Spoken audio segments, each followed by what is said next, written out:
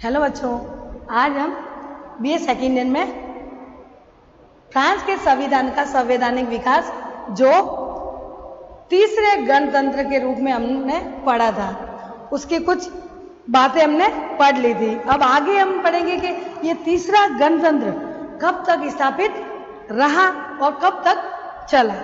तो तीसरे गणतंत्र में क्या दोष रहे जो वो भी हट गया। तृतीय गणतंत्र के संविधान में अनेक दोष भी थे और ये अपूर्ण था।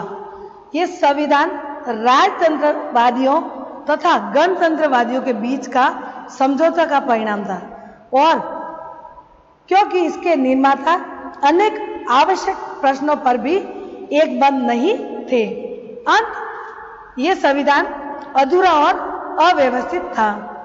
ये एक प्रलेख भी नहीं था, यानी लिखा हुआ भी नहीं था, वरन ये 3 पृथक स्थितियों में बने 3 कानूनों के खंडों में मिलकर बना था। ये तीनों कानून भी आवश्यक से अधिक संक्षिप्त और स्पष्ट थे।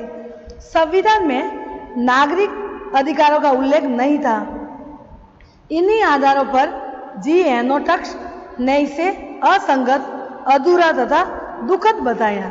अपने इन दोषों के बावजूद तीसरा गणतंत्र के संविधान के अन्य पूर्ववर्ती संविधान की अपेक्षा फ्रांस को स्थायित्व प्रदान की, यानी पहले गणतंत्र, दूसरे गणतंत्र और तीसरे गणतंत्र में थोड़ी सी बात टिकी तो है, लेकिन उसमें मौलिक अधिकार वगैरह नहीं दिए, कुछ कमियां रही, इसलिए बच्चों उसका अंत हो गया। तो कैसे तीसरे गणतंत्र या तृतीय गणतंत्र के संविधान का अंत 1940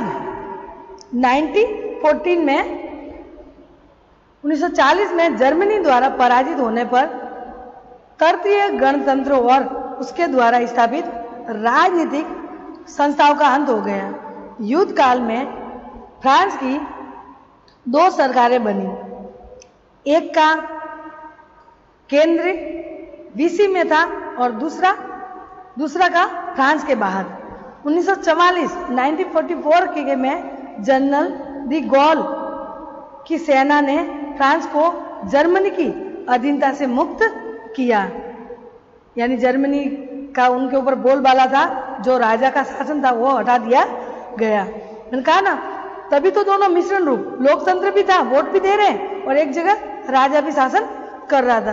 तो 44 में डी गॉल जो जनरल था, उन्होंने सेना का जनरल जो जर्मनी के अधीनता को से मुक्त करवाया। प्रशासनिक कार्य के संचालन हेतु अंतरिम सरकार का गठन किया गया। स्थायी संविधान की रचना हेतु एक संविधान सभा का निर्माण हुआ, लेकिन इसके द्वारा निर्मित संविधान अस्वीकृत हो गया। अतः 1946 में द्वितीय संविधान सभा का निर्वाचन हुआ, जिसके द्वारा निर्मित संविधान 27 अक्टूबर 1946 को लागू किया गया 1946 में। इससे ही चतुर्थ गणतंत्र का संविधान कहा जा सकता है, यानी 1946 से लेकर 1958 तक। इस प्रकार से चतुर्थ गणतंत्र का संविधान 1946 से 1958 तक रहा। तभी तो पंचम गणतंत्र अब फ्रांस को कहा जाता है, क्योंकि 4 संविधान बने वो सब विफल रहे। तो 1946 से 58 तक। चतुर्थ या चौथे गणतंत्र का संविधान मूलतः तीसरे गणतंत्र के संविधान से भिन्न नहीं था। इसके द्वारा भूतकाल से क्रांतिकारी विभेद नहीं किया गया। शासन का मूल रूप अब भी वही था, केवल बाहरी आवरण में ही कुछ परिवर्तन किए गए थे। यह संविधान भी लिखित या और कठोर था, लिखित और कठोर था, और इसके द्वारा एकात्मक स्वरूप एवं संसदात्मक पद्धति को अपनाया गया था।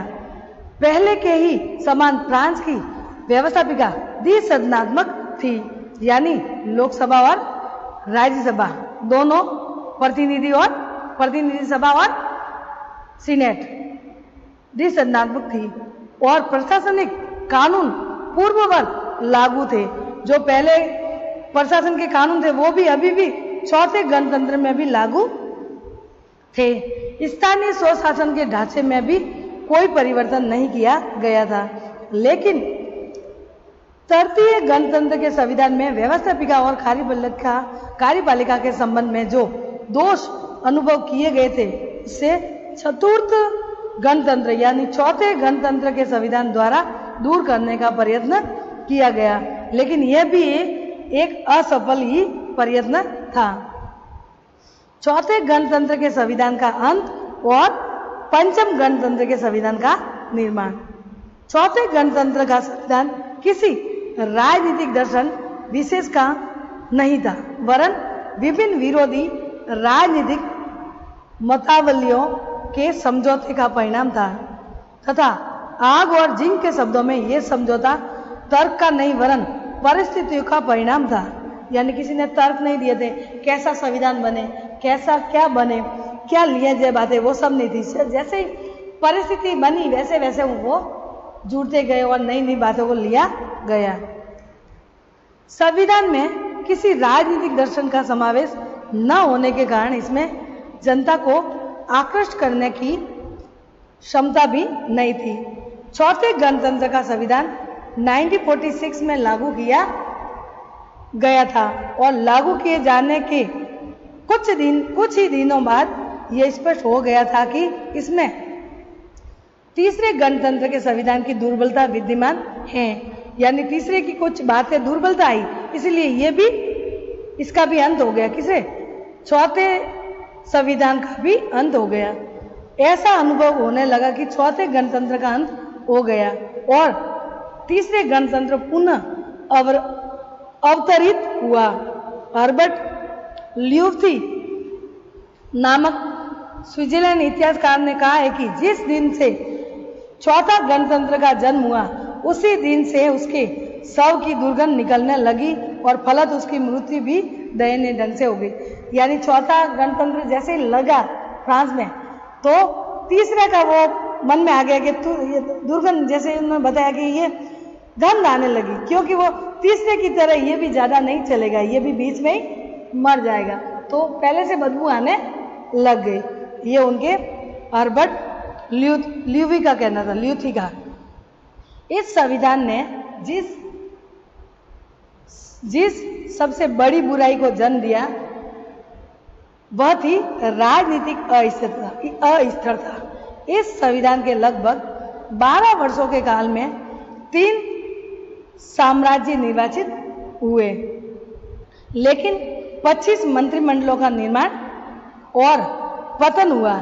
ऐसा कहा जा सकता है कि मंत्रिमंडल के निर्माण के दिन से ही उसके पतन की प्रक्रिया प्रारंभ हो जाती थी। राजनीतिक अस्थिरता के कारण शासन शिथिल, निष्क्रिय और निश्चल हो गया। वास्तव में इस संविधान के अंतर्गत आंतरिक प्रशासन और अंतर्राष्ट्रीय राजनीति के क्षेत्र में फ्रांस को एक बार दूसरी असफलता ही हाथ में लगी।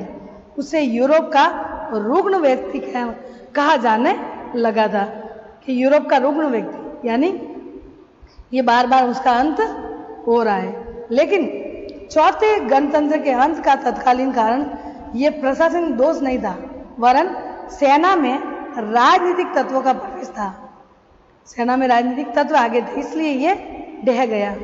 मई 1958 के अल्जीरिया में फ्रांसीसी सेना ने फ्रांसीसी सरकार के विरुद्ध विद्रोह कर नवनिर्मित फ्रांसीसी मंत्रिमंडल पर फ्रांसीसी अल्जीरिया को समाप्त करने का आरोप लगाया और इससे घुटने टेकने वाली सरकार कहा। विद्रोही सेना ने मांग की कि फ्रांस का शासन जनरल डी गॉल को सौंपा जाना चाहिए, जिससे फ्रांस की खोई हुई शक्ति और प्रतिष्ठा पुनः प्राप्त की जाए। लगभग इसी समय कोर्सिका द्वीप में भी सैनिकों ने विद्रोह कर दिया गया। भय होने लगा कि कहीं फ्रांस में गृह युद्ध न हो जाए। ऐसी स्थिति में जून 1958 1958 में जनरल डी गॉल को फ्रांस का प्रधानमंत्री नियुक्त किया गया। इसके साथ ही ये निश्चित हुआ कि राजनीतिक दल डी गॉल के कार्य में कोई हस्तक्षेप नहीं करेंगे और डी गॉल 6 महीने के अंदर अंदर फ्रांस के लिए एक नया संविधान तैयार करेंगे। डी गॉल ने मंत्रिमंडल के सदस्यों और एक मनोनीत परामर्शदात्री सभा के 39 सदस्यों ने 3 महीने की अवधि में ही संविधान का निर्माण कर लिया। 4 सितंबर 1958 के दिन संविधान प्रकाशित हुआ और 28 सितंबर 1958 को संविधान पर जनमत संग्रह के लिए मतदान लिया गया। मतदान में भाग लेने वाले लगभग 80% नागरिकों द्वारा संविधान को अपनी स्वीकृति प्रदान की गई और 4 अक्टूबर 1958 से इस संविधान को लागू किया गया। इस संविधान द्वारा फ्रांस में 5वें गणतंत्र को जन्म दिए जाने के कारण उसको पंचम गणतंत्र का संविधान कहा जा सकता है। कहने का मतलब इस प्रकार से डी गॉल के नेतृत्व में 4 अक्टूबर 1958 को पंचम गणतंत्र की स्थापना की गई। चौथे गणतंत्र का अंत हो गया।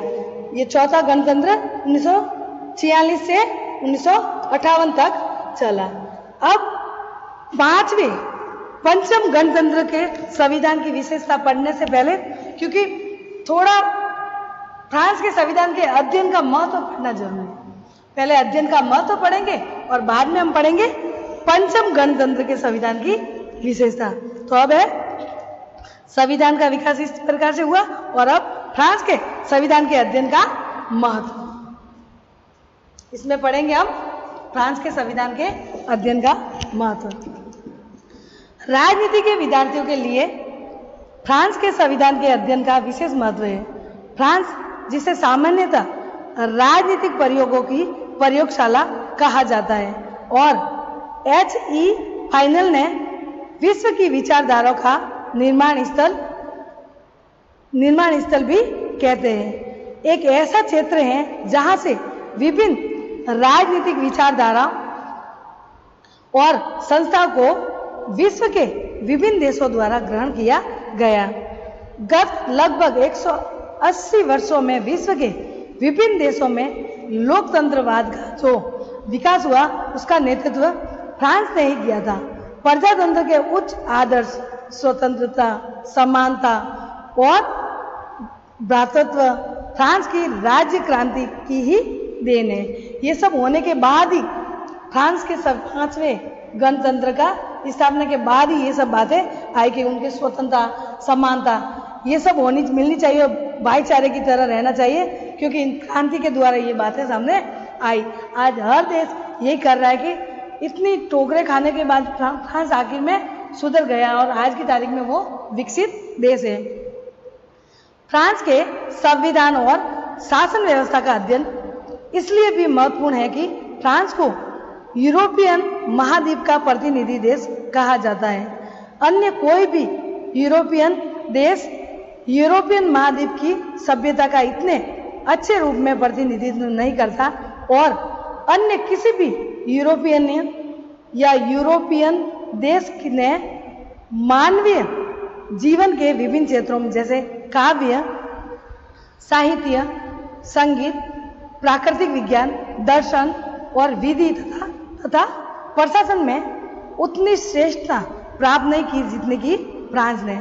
फ्रांस के इतिहास में ये बात देखी जा सकती है कि प्रत्येक विपत्ति और प्रत्येक पराभव के पश्चात फ्रांस के द्वारा तीव्र गति के साथ प्रगति की है। यानी 4 बार परिवर्तन, संविधान का परिवर्तन, गणतंत्र लागू हुआ, राजतंत्र आया, क्रांतियां हुई, महान क्रांतियां हुई, वापस परिवर्तन हुआ। इतना होने के बाद भी फ्रांस ने 5वें गणतंत्र की स्थापना की और आज वो इतनी प्रगति से आगे बढ़ रहा है कि जो उनके साथ थे वो भी पीछे रह गए। द्वितीय महायुद्ध के बाद जिस फ्रांस को यूरोप का रुग्ण व्यक्ति कहा जाता था, उसने 1958 के बाद डी गॉल के नेतृत्व में तीव्र प्रगति की और आज फ्रांस निश्चित रूप से एक शक्तिशाली देश की स्थिति प्राप्त कर चुका है। यूरोप में फ्रांस को विशेष स्थिति प्राप्त है और इसने यूरोप के अन्य देशों को प्रभावित किया है। फ्रांस के इस प्रभाव को स्वीकार करते हुए ही ये कहा जा सकता है कि जब फ्रांस को सर्दी होती है तो यूरोप को छींक आ जाती है, क्योंकि वो यूरोपीय देश है और वो इतना वो धोखा खा चुका है। एक रुग्ण, यूरोप का रुग्ण व्यक्ति, उनकी ऐसी ऐसे उनका नाम दिया गया, तो ये कहावत आ गई कि जब फ्रांस को सर्दी लगती है तो यूरोप को छींक आती है, यानी सर्दी होती है तो प्रभाव यूरोप के देशों पर पड़ता है। इन सब के इसके अतिरिक्त फ्रांस के पंचम गणतंत्र के संविधान के अध्ययन का भारतीय विद्यार्थियों के लिए विशेष महत्व है। इसके पूर्व 1946 के चौथे गणतंत्र के संविधान को अपनाया गया था। उसने फ्रांस में राजनीतिक अस्थिरता को ही जन्म दिया था। 12 वर्षों के काल में फ्रांस में 25 मंत्रिमंडलों का निर्माण हुआ और राजनीतिक अस्थिरता के कारण शासन निष्क्रिय, शिथिल और निश्चल हो गया।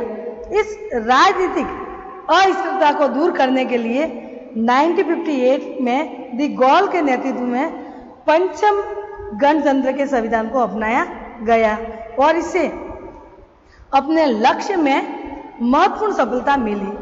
भारतीय संघ के अंतर्गत राज्य स्तर पर भारतीय संघ के आधे से अधिक राज्यों में 1967 से ही राजनीतिक अस्थिरता देखी गई है और केंद्रीय स्तर पर भी कुछ अंशों में राजनीतिक अस्थायित्व की स्थिति है।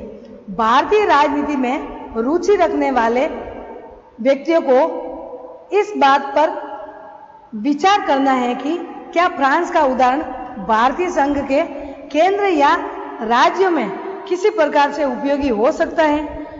फ्रांस के पंचम गणतंत्र का संविधान अपने आप में एक विशेष स्थिति रखता है, क्योंकि इसमें संसदीय और अध्यक्षात्मक दोनों ही प्रकार की शासन पद्धतियों से पृथक मार्ग अपनाया है। एक ऐसा मार्ग जो बहुदलीय प्रणाली से उत्पन्न है। राजनीतिक अस्थिरता का एक उपचार कुछ संशोधन परिवर्तन के साथ भविष्य में इस मार्ग को कुछ अन्य देशों द्वारा अपनाया जा सकता है। इस प्रकार से बच्चों इनके सब पंचम गणतंत्र में ये बातें सामने आई। ऐसे करते करते यहाँ तक कि उनको पंचम गणतंत्र लाते लाते ये इतने सदी बीत चुके थे, यानी उनके महान क्रांति भी हुई और कई बातों को उन्होंने इग्नोर करना पड़ा।